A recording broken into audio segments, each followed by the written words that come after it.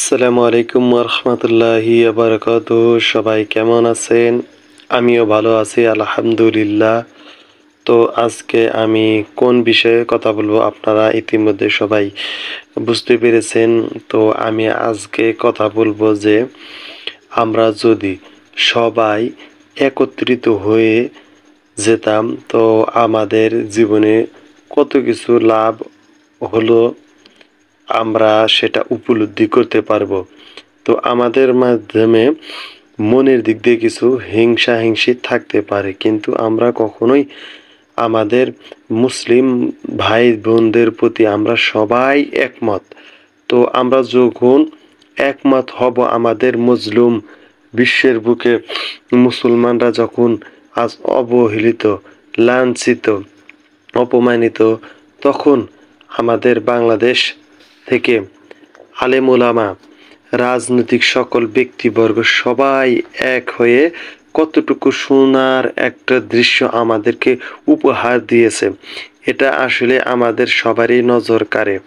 তো আমরা আমাদের ফিলিস্তিনি ভাই সহ সারা পৃথিবীতে যারা আমাদের মুসলমান আজ অবহেলিত, লাঞ্ছিত, আমরা দোয়া করব আল্লাহ তাআলা যেন আমাদের প্রত্যেক মুসলমানদেরকে যেন আল্লাহ তাআলা আমাদেরকে তার কুদরতি হাত দ্বারা যেন হেফাজত করে, এবং আমাদের এই ঢাকার সম্মেলন থেকে আমাদের প্রত্যেকের ভিতরে যেন হিংসি দূর করে আল্লাহ রব্বুল আলামিন যেন আমাদের বাংলাদেশ, সোনার বাংলাদেশ যেন সোনার খনিতে পরিণত করে। আমরা জনশক্তিতে প্রত্যেক জনগণ যেন প্রত্যেক জনশক্তিতে রূপান্তরিত হতে পারি। আল্লাহ রব্বুল আলামিন যেন আমাদের প্রত্যেকের দোয়া কবুল করে, আমিন। আপনারা দেখতে পাচ্ছেন যে কতগুলো রাজনৈতিক বর্গ এবং ইসলামিক দলগুলো, সব দল এক হয়ে ফিলিস্তিনের পক্ষে কথা বলতেছে। নিশ্চয়ই এই সম্মেলনটি ইসলাম বিদ্বেষীদের মাঝে কম্পন সৃষ্টি হয়েছে। ইতিমধ্যেই নেট দুনিয়ায় তোলপাড় হয়ে গিয়েছে।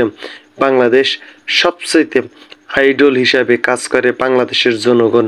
প্রত্যেকটা কাজেই বাংলাদেশকে আইডল হিসাবে চিহ্নিত করে।